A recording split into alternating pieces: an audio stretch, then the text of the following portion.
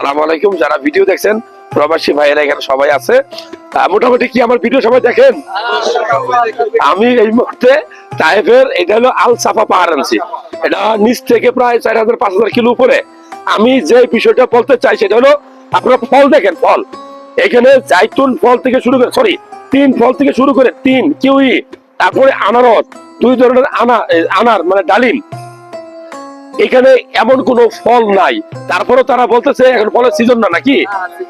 অর্থাৎ আমি যতটুকু জানি নবীজিকে তায়েফবাসী অনেকবার আক্রমণ করছে, অনেক অপমান করছে, কিন্তু কোনো অপমানের প্রতিশোধ না নিয়ে সে বরং তায়েফবাসীর জন্য দোয়া করে গেছে।